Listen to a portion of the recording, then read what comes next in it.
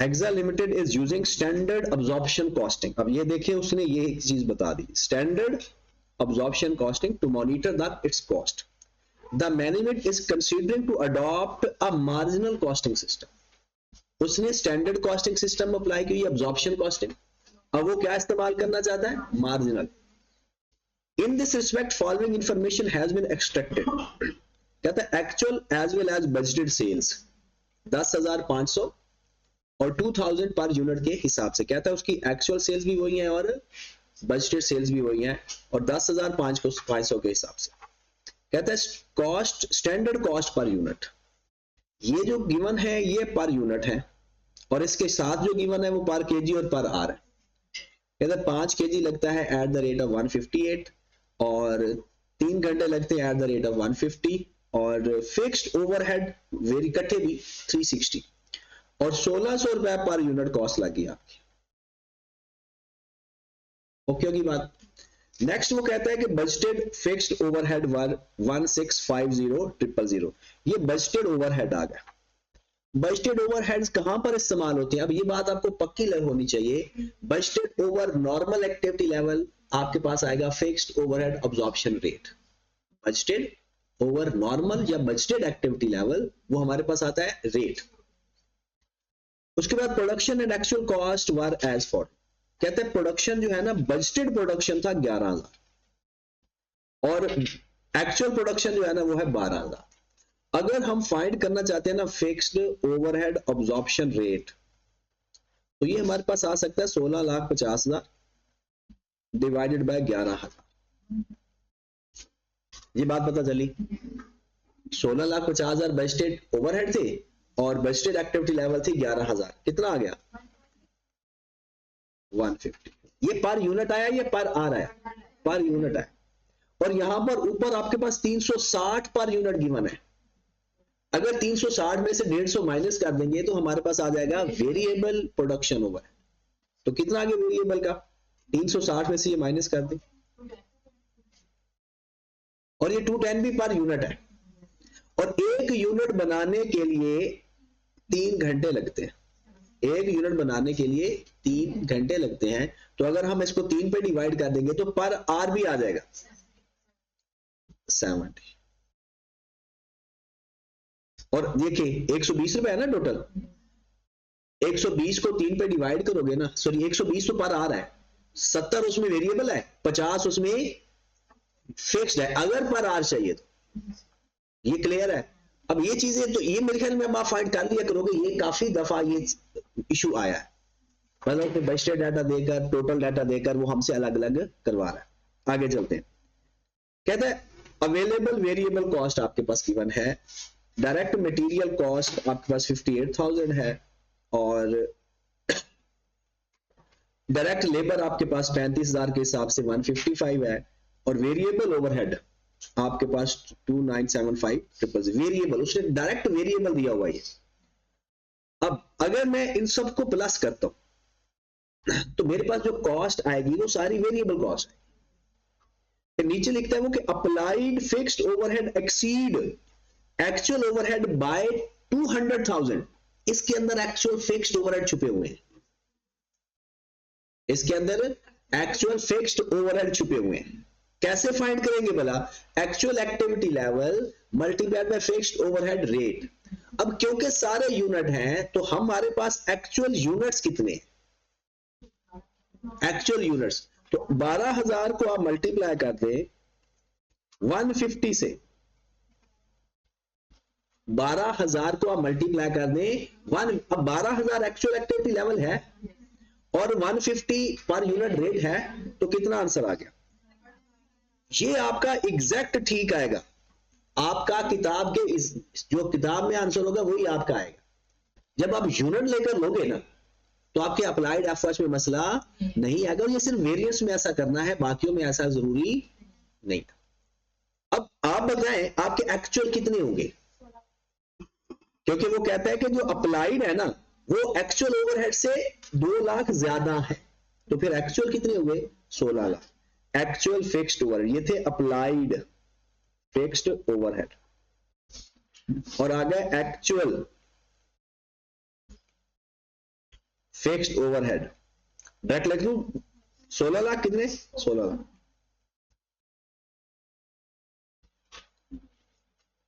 फिर वो कहता है there was no opening finished goods inventory but closing finish inventory as 1500 units. कहता ओपनिंग तो नहीं है क्लोजिंग है। अब क्वेश्चन में अंदर देखिए यहां से आपका सवाल शुरू होता है फोकस वाला, लिखा हुआ compute the profit using standard marginal costing. ये लफ्ज यही चीज है जो आपको काम आती है, स्टैंडर्ड मार्जिनल कॉस्टिंग। इसका मतलब ये होगा कि आपने पर यूनिट बजटेड लेना है और यूनिट एक्चुअल लेने हैं, तभी तो स्टैंडर्ड आता है। यानी अगर पर केजी चाहिए तो रेट कौन सा लेंगे स्टैंडर्ड पर यूनिट। स्टैंडर्ड का फार्मूला एक तीन तरह से चीज होती है, स्टैंडर्ड बजटेड और एक्चुअल। तो अगर आप स्टैंडर्ड डाटा लोगे तो इसका क्या है फार्मूला बनेगा,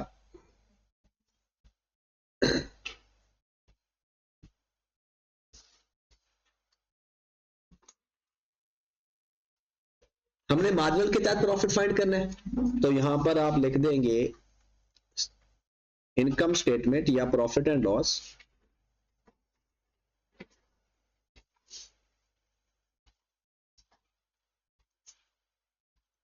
standard marginal costing.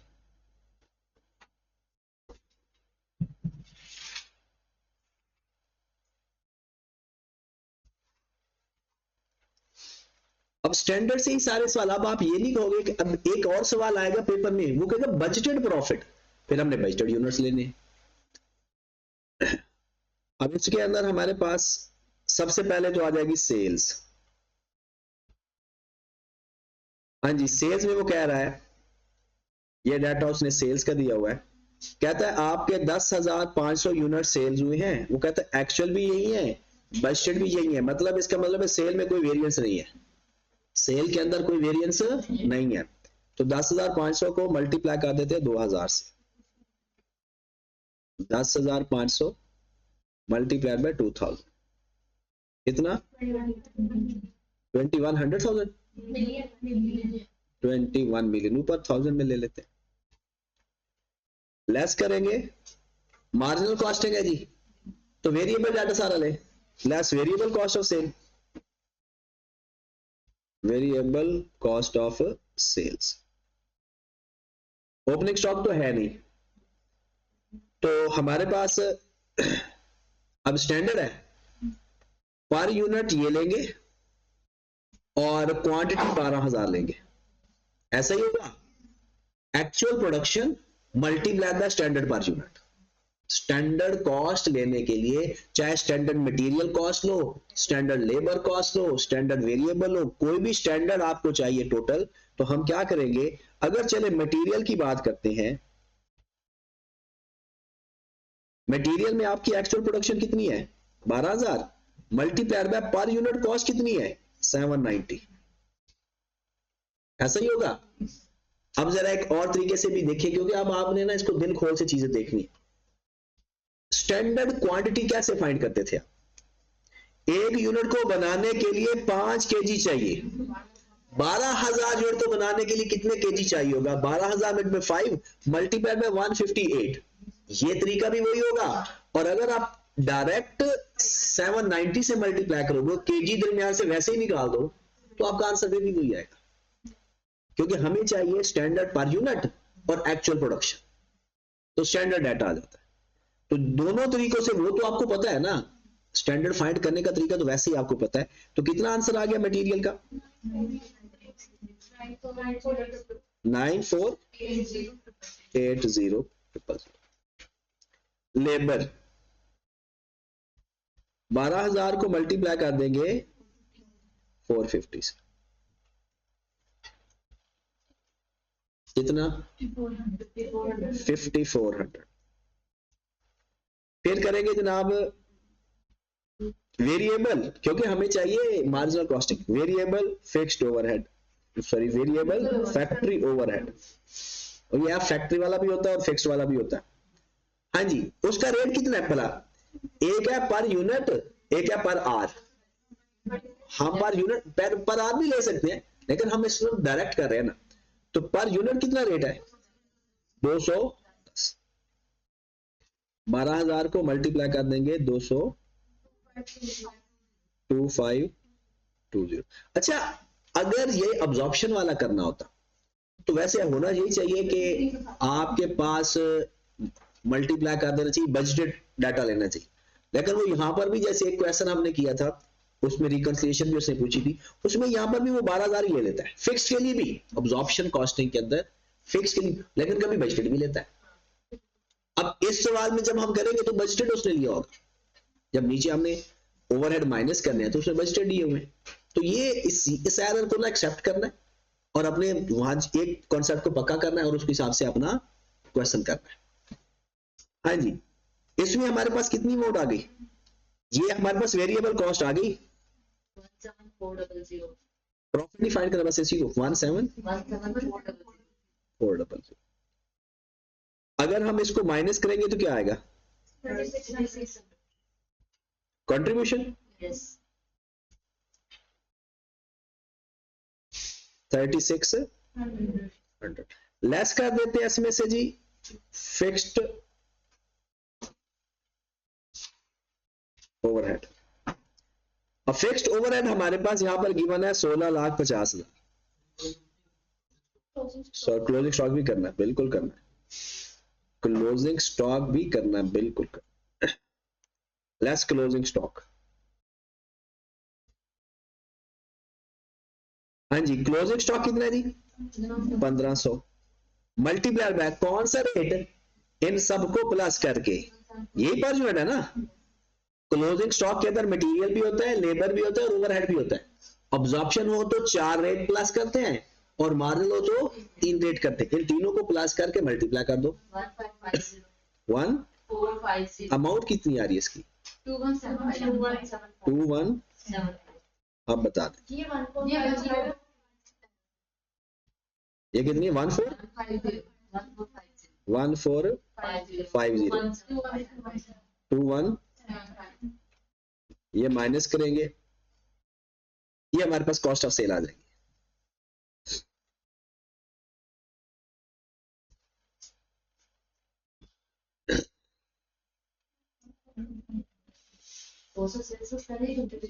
Cost of cell बता दो ना भाई, 1522, ये माइनस करेंगे तो हमारे पास कंट्रीब्यूशन आ जाएगा 5775। अब इसमें फिक्स्ड ओवरहेड माइनस कर, क्योंकि हम डाटा स्टैंडर्ड का ले लेंगे तो फिक्स्ड ओवरहेड भी स्टैंडर्ड वाले माइनस करेंगे, तो कितने हैं स्टैंडर्ड वाले 16,50,000। अब यहां पर ये बजटेड ले रहा है 16,50,000 बजटेड ही है ना, इसका मतलब है इसको किससे मल्टीप्लाई किया होगा, अगर ये बजटेड एक्टिविटी लेवल से, बजटेड तभी आते हैं, और कभी कभी वो यहां पर भी स्टैंडर्ड ले लेता है, मतलब फिक्स्ड ओवरहेड अब्जॉर्प्शन रेट को मल्टीप्लाई करता है एक्चुअल एक्टिविटी लेवल से, जैसे पिछले क्वेश्चन के अंदर, कभी इसको करता है बजटेड एक्टिविटी लेवल से। अब इसमें एक होता क्या, यहां पर फार्मूला चेंज करने की वजह से नीचे वाला फार्मूला चेंज हो जाता है जब हम रिकंसिलिएशन करते हैं, तो जब अगर यहां पर वो बजटेड ले रहा है तो नीचे वाले फार्मूले में भी हम बजटेड ले सकते हैं, वो जो बजटेड एक्टिविटी लेवल के, और अगर यहां पर वो एक्चुअल लेगा तो नीचे भी फिर एक्चुअल लेने पड़ेगी, क्योंकि कंपैरिजन करने के लिए तो बेस तो सेम रखनी पड़ती है। हाँ जी, हमारे पास क्या आ गया नेट प्रॉफिट कितना 4125 नेट प्रॉफिट 4125, ये आपके पास एक प्रॉफिट आ गया।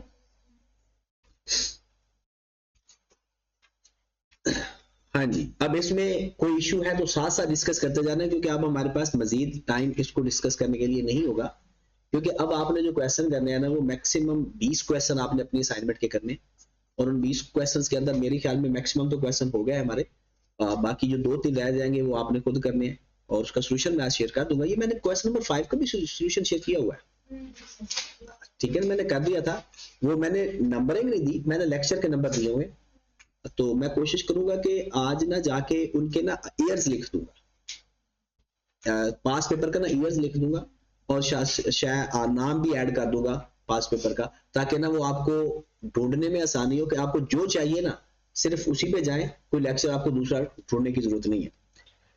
अब आगे ये इसका पहला पार्ट कंप्लीट हो गया, ये आसान था ना 3 नंबर।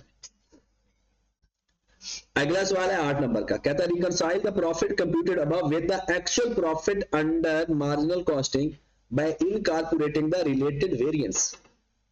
अब रिलेटेड वेरिएंस में कौन कौन से वेरिएंस, सेल वेरिएंस इसमें नहीं आएगा क्योंकि इसमें सेल प्राइस भी एक गिवन है तो कोई वेरिएंस नहीं है, और उसने खुद कह दिया एक्चुअल यूनिट और बजटेड यूनिट भी सेम सेल हुए हैं तो वो भी कोई वेरिएंस नहीं है। इसका मतलब है सेल में तो वेरिएंस है नहीं, फिर कौन से वेरिएंस है, फिर वही मटेरियल, लेबर, बाकी सारे वेरिएंस है। तो चल फाइंड करें, फिर हमने इस मटेरियल वेरिएंस फाइंड करना है, बिल्कुल वही तरीका वही है, पैटर्न वही है।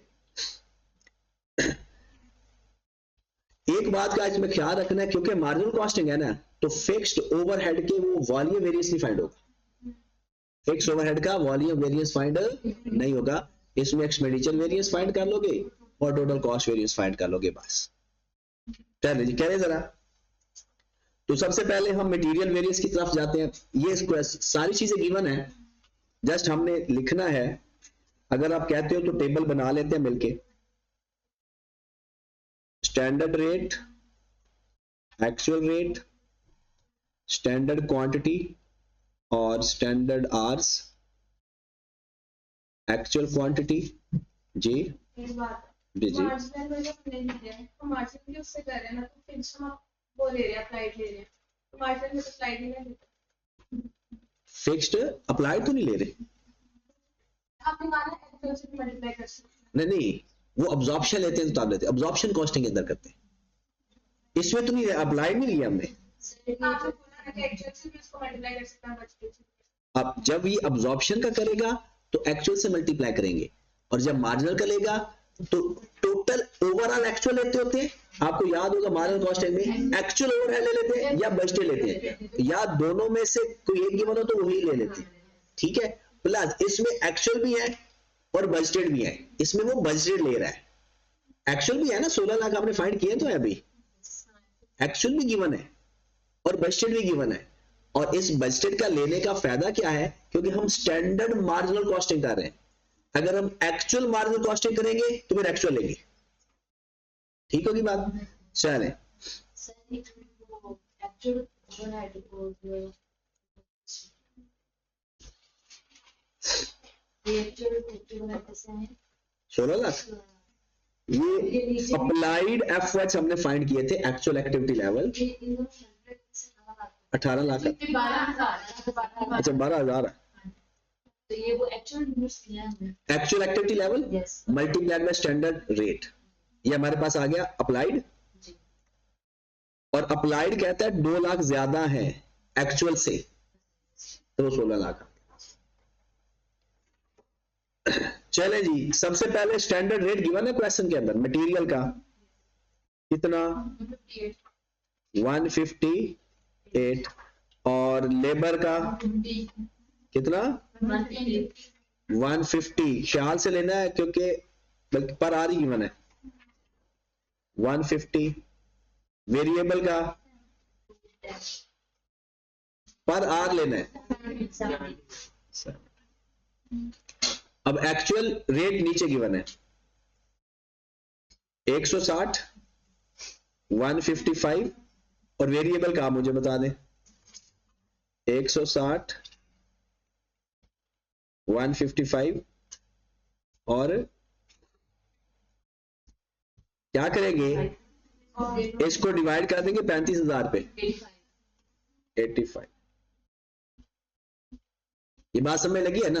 वेरिएबल को एक्चुअल आवर्स में डिवाइड कर देंगे, हमारे पास स्टैंडर्ड क्वांटिटी। यहां पर देखना है अगर आपने केजी लिया है ना, केजी का रेट लिया है तो यहां पर स्टैंडर्ड क्वांटिटी भी केजी में होनी चाहिए, वो तो अभी फाइंड हो चुकी है। आपके पास एक यूनिट बनाने के लिए 5 केजी चाहिए, यहां पर मैं क्या ये आप ना लिख लिया करो एक ही जगह पे के। अब हर पर यूनिट को इस 12,000 से मल्टीप्लाई करेंगे तो आपके पास स्टैंडर्ड क्वांटिटी आ जाएगी। स्टैंडर्ड क्वांटिटी, स्टैंडर्ड आवर्स, जो स्टैंडर्ड चाहिए यहां आ जाएगा। 5 केजी चाहिए एक यूनिट के लिए, 12,000 के लिए कितने चाहिए होगा? 60,000।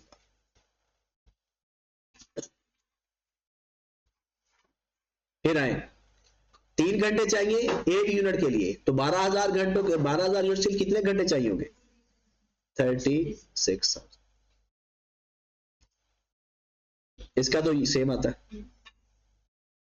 अब आते हैं एक्चुअल आवर्स पे। गिवन है एक्चुअल क्वांटिटी भी गिवन है 58,000। एक्चुअल आवर्स भी गिवन है 35,000। वैसे ये टेबल सिर्फ यील्ड और मिक्स वेरिएंस के लिए होता है, सबके लिए नहीं होता, लेकिन ये हम पेपर में तो चाहे आप जिस फॉर्मेट में भी लिखें इन चीजों को, क्योंकि आप पता है हमने फार्मूलाज के अंदर इसको इस्तेमाल करना होता है। जी अगर अप्लाइड सॉरी पेड और एक्चुअल दोनों दिए हो तो फिर इधर कौन से लेते हैं? हाँ, यहाँ पर टेबल में जो आता है ना, टेबल में जो मर्जी दोनों लिख दो। फार्मूले के अंदर रेट वेरिएंस के लिए पेड इस्तेमाल होते हैं, एफिशिएंसी और ओवरहेड सब के लिए वर्क में इस्तेमाल होते हैं। सर लेकिन ये वेरिएबल में भी तो इसके भी फाइबर नेट्स को जब हम नहीं निकालते तो हम ये वर्क और लेकिन नहीं वेरिएबल के लिए वर्क लेते हैं, ओवरहेड सब के लिए वर्क लेते हैं। ओवरहेड के लिए चाहे एक्सपेंडिचर का वेरिएंस फाइंड करना हो, चाहे आपने एफिशिएंसी का वेरिएंस फाइंड करना, उसके लिए हमेशा वर्क लेते होते। लेबर रेट के लिए सिर्फ पेड लेते हैं।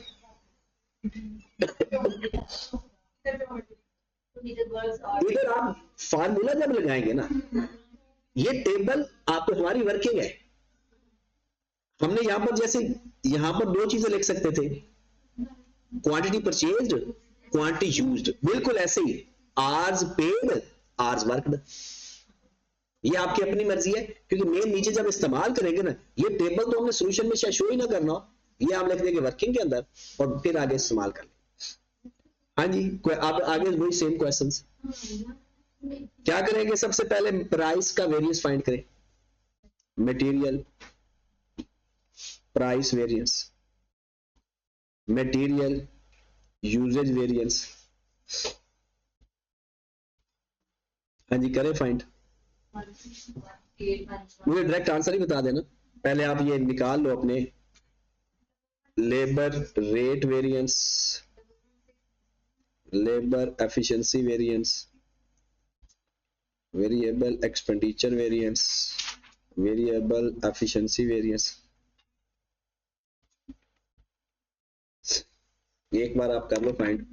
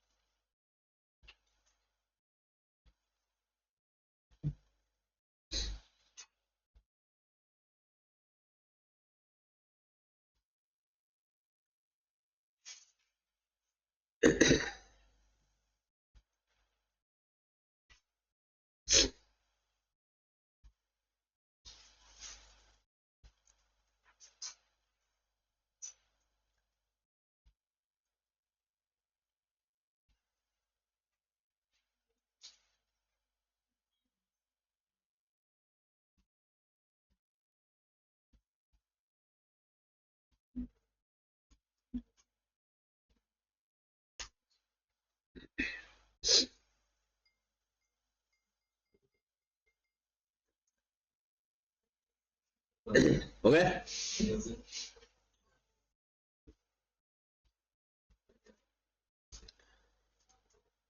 पहले कितना आ रहा है? 116,000 एडवांस, फिर usage 316,000 favourable, 175,000 175 adverse adverse 150,000 150,000 favorable favorable 5,000 5 25 000 adverse 70,000 7 3,000 70 73,000 70 70 70,000 70 favorable favour. अब आप ना फिक्स्ड एक्सपेंडिचर वेरिएंस तो गिवन है, वो भी लिख ले। Fixed expenditure variance, fixed expenditure variance का फार्मूला क्या होता है?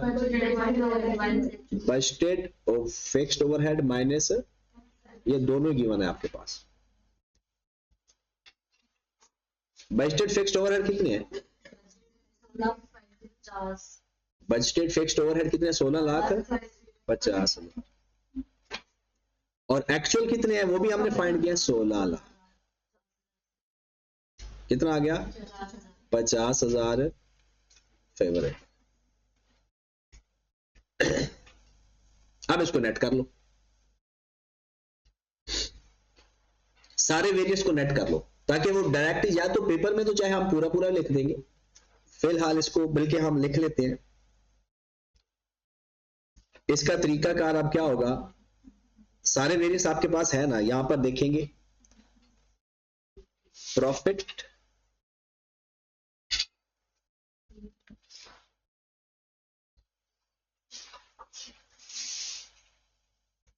Under marginal standard marginal costing, standard marginal costing. हाँ जी, सबसे पहले हमारे पास क्या आ गया? प्रॉफिट कितना है जो स्टैंडर्ड मार्जिनल कॉस्टिंग फाइंड किया? प्रॉफिट 41, ये प्रॉफिट है ना, तो इसमें एडवांस प्लस होगी या माइनस? एडवांस माइनस होंगे। प्रॉफिट है तो एडवांस माइनस फेवरेबल ऐड। अगर जी कॉस्ट होती एडवांस प्लस, क्योंकि कॉस्ट में कॉस्ट ऐड होती है, तो एडवांस हमारी कॉस्ट होती है, एडवांस हमारी कॉस्ट होती है। तो हम क्या करेंगे, इसमें ऐड कर देंगे फेवरेबल वेरिएंसेस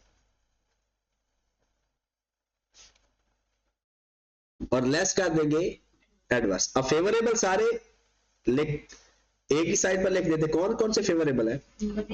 मटेरियल यूजेज 1 2 3 और 4। अब चारों को ना यहां पर पेपर में तो आपने यहां पर ना लिख कर करने हैं, अभी चाहे मुझे प्लस करके बता दो, चारों को प्लस करके बता दो।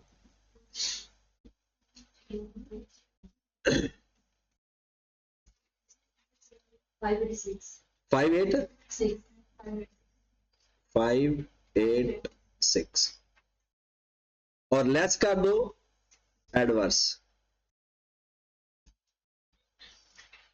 बिल्कुल ऐसे ही। इसको ऑपरेटिंग स्टेटमेंट भी बोलते हैं, कभी कभी लोग क्या क्या ऑपरेटिंग स्टेटमेंट बताओ। 816 हाँ जी, 1 2 और 3 है, बताया जी। 816 ये माइनस कर देंगे, बताया जी आंसर कितना?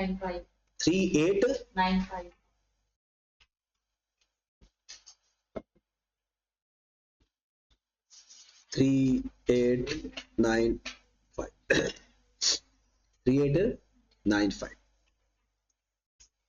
हाँ जी, इसके अंदर हमने एक और चीज एडजस्ट करनी होती है। अगर क्लोजिंग स्टॉक गिवन हो तो क्लोजिंग स्टॉक का वेरिएंस भी लेना होता है, क्योंकि ऊपर क्लोजिंग स्टॉक का वेरिएंस भी तो आ रहा है, क्योंकि स्टैंडर्ड कॉस्टिंग के जरिए कोई और वेरिएंस आ रहा होगा। आप देखें एक्चुअल कॉस्ट कुछ और आ रही होगी, स्टैंडर्ड कॉस्ट कुछ और आ रही होगी, तो उसमें बात वो उसी तरह से करते हैं कि अगर आपके पास प्रॉफिट बढ़ रहा है, क्लोजिंग स्टॉक बढ़ रहा है तो प्रॉफिट में ऐड हो जाता है, अगर क्लोजिंग स्टॉक कम हो रहा है तो प्रॉफिट में से माइनस हो रहा है। आए जरा, क्लोजिंग स्टॉक हमारे पास कितने यूनिट्स हैं? 1500। आप मुझे बताएं कि इसमें कॉस्ट पर यूनिट क्या थी? स्टैंडर्ड कॉस्टिंग के अंदर हमने फाइंड की हुई है। आए जरा वापस, ये देखिए 1450, ये स्टैंडर्ड कॉस्टिंग था, स्टैंडर्ड कॉस्ट आ रही थी, मार्जिनल स्टैंडर्ड कॉस्ट। अब यहां पर आए, एक्चुअल कॉस्ट भी बता दें, ये टोटल है ना, इसका टोटल करें जरा, कितनी अमाउंट आ रही है, 9280 प्लस 517680 ये कितने यूनिट्स की कॉस्ट है, 12,000 की डिवाइड बाय 12,000, 1414 पूरे पूरा आ रही है, पॉइंट 1473, वो 0.33 वाला वो एरर फिर हमारे वो उधर, इसको आप ना फ्रैक्शन में लिखकर हम हल कर लेते हैं। अब 1500 यूनिट में हमारे पास जो कॉस्ट आ रही थी, कितनी अमाउंट आ रही थी, 1450, 1450 ये थी स्टैंडर्ड।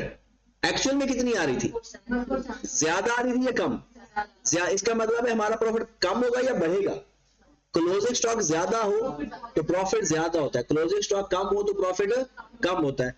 तो इसमें ले अमाउंट डिफरेंस ले, कितना 23 मल्टीप्लाइड बाय 1500, 3450, ये अगर आप एग्जैक्ट लेंगे ना ये 35,000 आएगा, अगर ये एग्जैक्ट लेंगे ना, वो डाटा पॉइंट में नहीं लेंगे तो ये इसका 35,000 आएगा। ये किया गया है हमने स्टैंडर्ड कॉस्ट और एक्चुअल कॉस्ट का डिफरेंस, क्योंकि क्लोजिंग स्टॉक की वजह से भी तो आंसर में चेंज आ रहा होगा। तो सिंपल आपने करना है क्लोजिंग स्टॉक,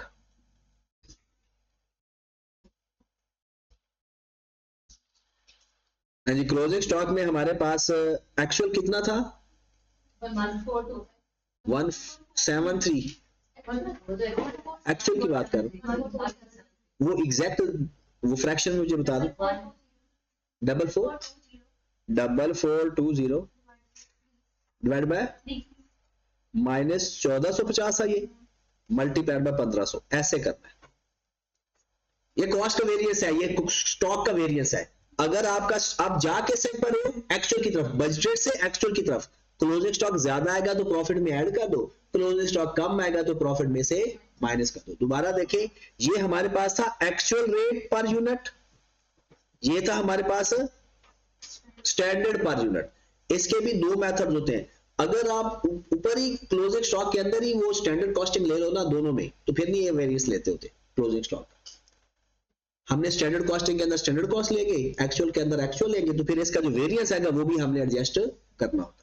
तो कितना वेरिएंस आ गया 35,000 का मतलब क्या है, तो ये हमारे पास प्रॉफिट 39।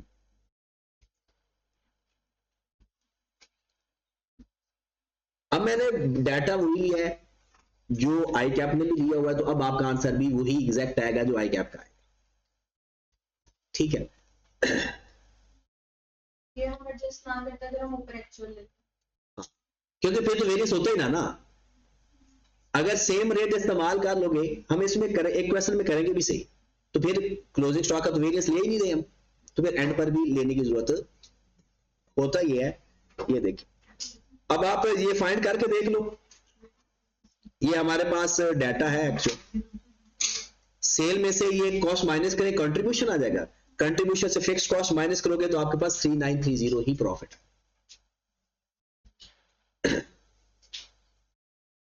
चले जी नेक्स्ट, आ गया।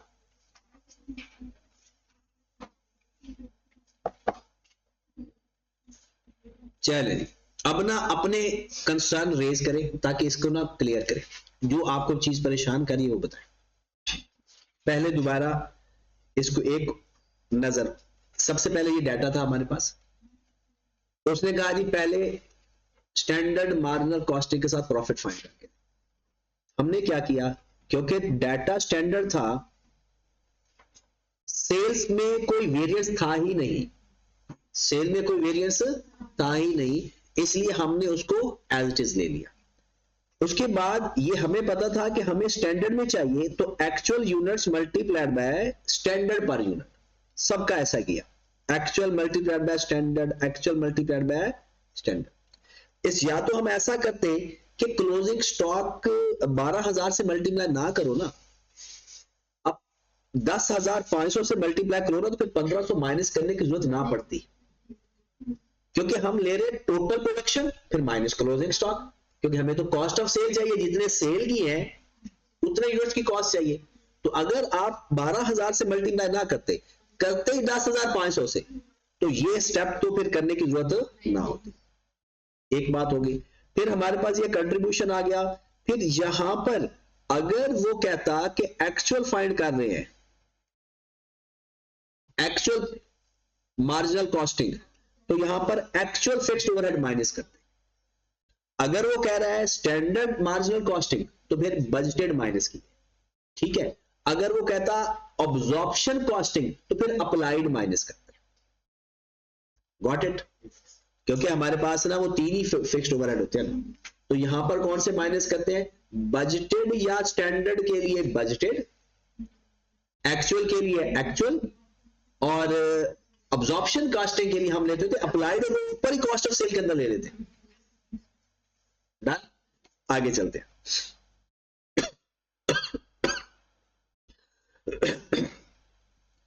यहां पर फिर हमने ये तो आपका अपना ही काम है, ये जरूरी नहीं कि टेबल आपने बनाना है, और टेबल के लिए बस इस चीज को देखना है कि ये टेबल फिक्स नहीं है। इसमें 2 चीजें आती हैं, मटेरियल में आता है परचेज्ड और यूज्ड, और यहां पर आता है फेवरेबल, सॉरी पेड और वर्कड। अगर वो ऐसा कुछ बताए तो ठीक है, नहीं तो फिर डायरेक्ट।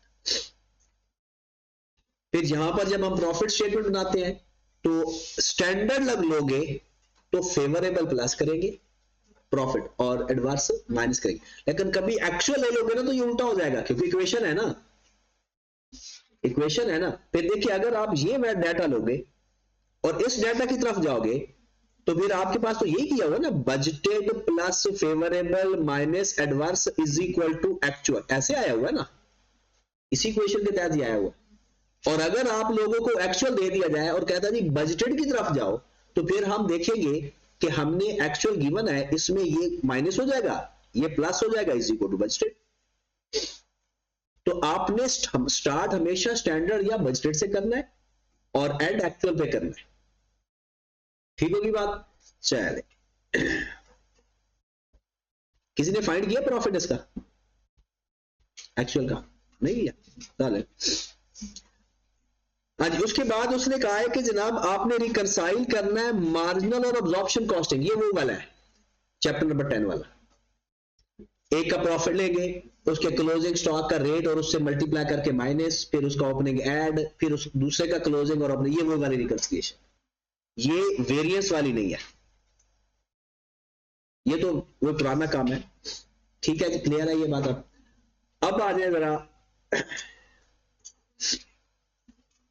अब पहले अगर आप थोड़ा सा अपना कॉन्फिडेंस यानी बढ़ाना चाहते हो, तो कोई वो क्वेश्चन बताओ जो आपको पहले करते हुए मुश्किल आई है, हम उस क्वेश्चन को डिस्कस करते हैं।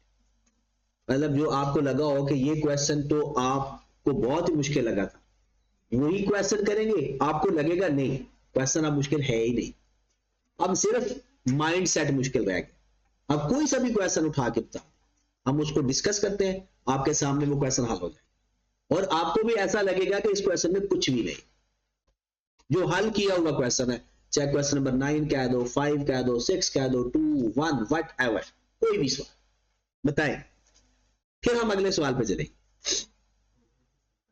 सारे हो गए थे, समझ गए हुए थे या बस तुक्के मारे?